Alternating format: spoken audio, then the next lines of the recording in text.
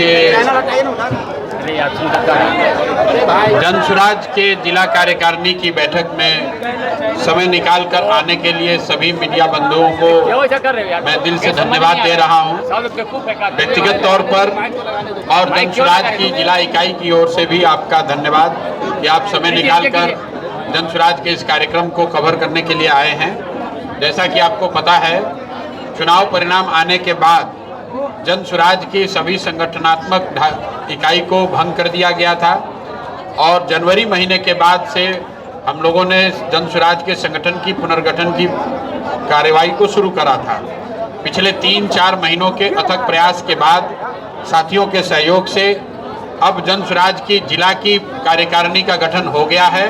आज उसी कार्यकारिणी की पहली बैठक थी जिसमें मैं भी आमंत्रित था और प्रयास ये है कि अब पिछले 2 घंटे में जो चर्चा हुई है कि पीछे के अनुभवों को ध्यान में रख के जनसुराज को मजबूत करने के लिए सबसे पहले आने वाले 2-3 महीनों में संगठन को पूरी तरीके से कारगर धारदार बनाया जाएगा। पंचायत तक, गांव तक, वार्ड के स्तर तक हम लोग संगठन को बनाएंगे, उसके बाद ही आगे की कोई कार्रवाई की जाएगी। तो आज की चर्चा में मुख्य जो बिंदु रहा है कि संगठन की जो प्रक्रिया अभी चल रही है उसमें उसको और कैसे बेहतर बनाया जाए और जो जिला की कार्यकारिणी बनी है इसी तरह की कार्यकारिणी हर प्रखंड में और पंचायत और गांव तक कैसे संगठन को पहुंचाया जाए, इसको लेकर पिछले 2.5 घंटे से यहाँ चर्चा हुई है। करीब 500 जनसुराज से जुड़े हुए अधिकारीगण, उन कार्यकर्ता साथी सब यहाँ जुड़े थे। मैं सबका धन्यवाद कर रहा हूँ। बाकी अगर आपका कोई सवाल है तो आप कर लीजिए। सर, ग्रामीण चिकित्सक जो है उसका आंदोलन चल रहा है, उसके आंदोलन के हिस्सा क्या जनसुराज पार्टी बन सकती है? मेरे भाई, बिहार में पिछले 5 वर्ष का अगर आप इतिहास उठाकर देखेंगे तो कोई ऐसा वर्ग नहीं है जो कि आंदोलन नहीं कर रहा है। तो ग्रामीण चिकित्सक भी आंदोलन कर रहे हैं, छात्र भी आंदोलन कर रहा है, नीट का जिसका पेपर लीक हो गया वो भी आंदोलन कर रहा है, अन्य कई वर्ग के लोग, सांख्यिकी वाले लोग आंदोलन कर रहे हैं, जो नाइट गार्ड स्कूल में रखे गए थे वो आंदोलन कर रहे हैं। लेकिन ये आंदोलन पिछले कई वर्ष से चलने के बाद भी जब आप लोगों से हम लोग मिले, लोग कह रहे हैं भैया बदलाव होना चाहिए, लेकिन जब वोट देना था तो फिर उसी को वोट दे दिया जिसके खिलाफ आंदोलन कर रहे थे। तो परिवर्तन तो, बदलाव तो तब तक नहीं हो सकता है जब तक कि बदलाव के लिए आप वोट ना दें। तो ये आंदोलन नहीं रुकने वाला है। बिहार की जो व्यवस्था है वो नहीं बदलने वाली है, बिल्कुल मैं आपको स्पष्ट बता देता हूँ। 1 मिनट रुक जाओ। बिहार में कुछ भी बदलने वाला नहीं है। यहाँ से अशिक्षा खत्म नहीं होने वाली है, यहाँ से बेरोजगारी नहीं थमने वाला है, पलायन नहीं बंद होने वाला है, भ्रष्टाचार कम नहीं होगा, अपराध और बढ़ेगा। ऐसा इसलिए क्योंकि बिहार की जनता ने वो गलती की है। आपने 10,000 रुपए की लालच में, जाति धर्म के चक्कर में पड़ के आपने वोट दिया है। तो 10,000 में सिर्फ आपने अपना वोट नहीं बेचा है, आपने अपने बच्चों का भविष्य बेचा है। अब उसका कोई उपाय नहीं है, समाधान नहीं है। जनसुराज जैसा दल अब आपकी व्यवस्था नहीं सुधार सकता है क्योंकि जनता ने हम लोगों को मैंडेट नहीं दिया है। हम लोग बस इतना ही कर सकते हैं कि समाज में अगर किसी वर्ग के साथ, किसी व्यक्ति के साथ, किसी परिवार के साथ, भगवान न करे कोई जाति हो जाए, कुछ गलती हो जाए, तो जनसुराज उसके साथ खड़ा होगा, उसकी आवाज़ बनेगा, उसके लिए लड़ाई लड़ेगा।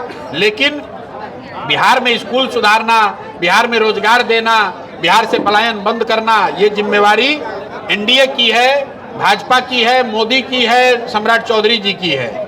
तो इसके लिए आप जनसुराज से सवाल नहीं कर सकते। सर, महिलाओं के लिए आपने क्या कहा? महिलाओं को आपके पार्टी में जगह नहीं मिल रही है, क्यों?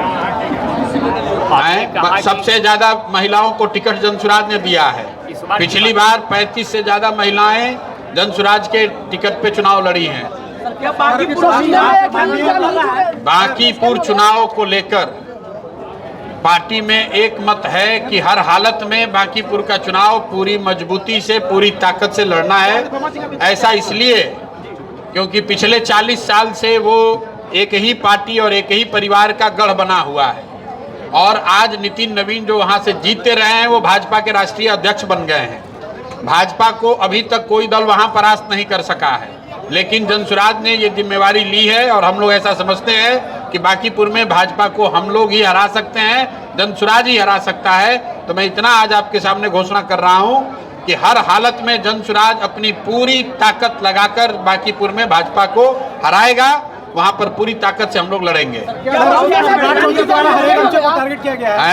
सम्राट चौधरी जो मुख्यमंत्री द्वारा हरे गमछे को जो टारगेट करने की बात कही गई है, भैया आप सम्राट चौधरी जी के चाल चरित्र चेहरा पर सबसे ज्यादा और सबसे साफगोई से अगर किसी ने टीका टिप्पणी की है तो प्रशांत किशोर ने की है, जनसुराज ने की है। जब ऐसे व्यक्ति को आप मुखिया बनाएंगे, राज्य का मुख्यमंत्री बनाएंगे, तो कभी वो जाति के आधार पर, कभी धर्म के आधार पर, कभी गमछे के कलर के आधार पर, कभी कपड़े के आधार पर समाज को बांटेगा, समाज को विभाजित करेगा। क्योंकि उनको ना हरे गमछे से प्रेम है, ना भगवा गमछे से प्रेम है, उन्हें सत्ता से प्रेम है। जिस हरे गमछे की आप बात कर रहे हैं, हरे गमछे वाले पार्टी में ही तो थे, उनके पिताजी भी थे, वो भी थे। तब तो कह रहे थे कि मोदी जी को गाड़ देंगे मुंगेर की धरती में। आज जब भगवा गमछा वालों ने सत्ता दे दी है तो कह रहे हैं हरा गमछा वाले को मारो। मेरे भाई, बिहार में लोग बेरोजगारी से छुटकारा चाहते हैं, पलायन से छुटकारा चाहते हैं। गमछा कोई पीला ले या हरा, लाल ले या भगवा, उससे कोई फर्क नहीं है। लोग अपना जीवन बेहतर करना चाहते हैं, लोग अपने बच्चों के लिए पढ़ाई रोजगार चाहते हैं। लेकिन सम्राट चौधरी जैसे व्यक्ति को अगर आप राज्य का मुखिया बनाएंगे तो इससे बेहतर आपको कुछ आशा नहीं करना चाहिए। सर, सोशल मीडिया में कांग्रेस पार्टी की बहुत चर्चा हो रही है।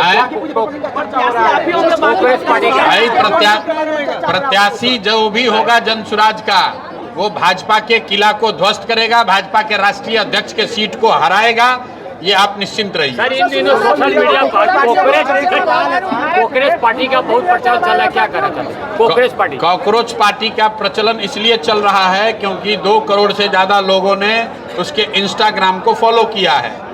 कांग्रेस पार्टी की चर्चा इसलिए हो रही है क्योंकि उनके ट्विटर के, उनके फेसबुक के पेज को सरकार ने बंद किया है। महत्व इस बात का नहीं है कि कांग्रेस पार्टी का भविष्य में क्या होगा, महत्व इस बात का है कि अगर 2 करोड़ लोग किसी ऐसे आंदोलन से, ऐसे अभियान से, ऐसे प्रयास से जुड़े हैं, तो ये दिखाता है कि व्यवस्था में, समाज में कितना दर्द है, कितनी परेशानी है। लोग परेशान हैं बेरोजगारी से, लोग परेशान हैं सिलेंडर और पेट्रोल के दाम बढ़ने से, लोग परेशान हैं महंगाई से, पेपर लीक होने से, भ्रष्टाचार से। तो जो लोग परेशान हैं वो इस तरह के प्लेटफॉर्म से जुड़ेंगे ही। तो जो लोग भी व्यवस्था चला रहे हैं देश में, उनको इस बात का संज्ञान लेना चाहिए। और मैं कहूँ ना कहूँ, वो संज्ञान ले भी रहे होंगे। उनको मालूम है कि अगर 2 करोड़ लोग आज की व्यवस्था से नाखुश है तो कहीं ना कहीं जो आज व्यवस्था चला रहे हैं उनके लिए खतरे की घंटी है। क्या भाई, नीट का जो पेपर लीक हुआ है, तो ये पहली बार लीक नहीं हुआ है, आज से 2 वर्ष पहले भी हुआ था। तब भी धर्मेंद्र प्रधान ही शिक्षा मंत्री थे, उन्होंने कहा था आगे फिर से पेपर लीक नहीं होगा, लेकिन फिर से लीक हुआ है और अभी तक जवाब नहीं दे रहे हैं। आपके जानकारी के लिए और बिहार के लोगों को बता दें, जब चुनाव हो रहा था, यही धर्मेंद्र प्रधान है जो बिहार में जनसुराज के प्रत्याशियों का खरीद फरोख्त कर रहे थे। हमने उनका फोटो जारी किया है। जनसुराज के उम्मीदवारों को डराना, धमकाना, उनको खरीदना, यही काम ये कर रहे थे। तो मेरे भाई, प्रत्याशियों का खरीद फरोख्त करते करते अब शायद प्रश्न पत्र का भी खरीद फरोख्त करना शुरू कर दिए हैं।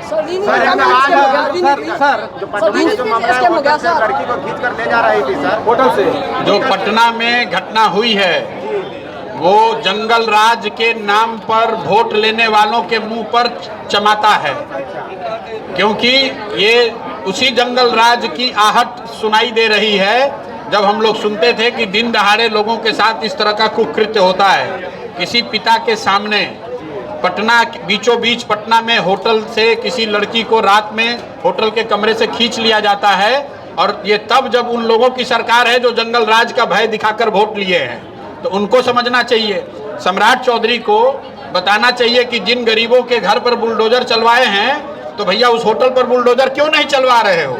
है हिम्मत तो उस होटल पर बुलडोजर चला के दिखाइए, तब समझ में आएगा कि कितना लॉ एंड ऑर्डर है। रूस और ईरान से जब तेल सस्ता मिल रहा है तो कहीं और से तेल महंगा खरीद कर भारतीयों को इतना महंगाई में क्यों? तेल महंगा इसलिए हो रहा है क्योंकि अगले 6 महीना कोई चुनाव नहीं है। चिंता मत कीजिए, चुनाव आएगा, तेल का भाव रुक जाएगा।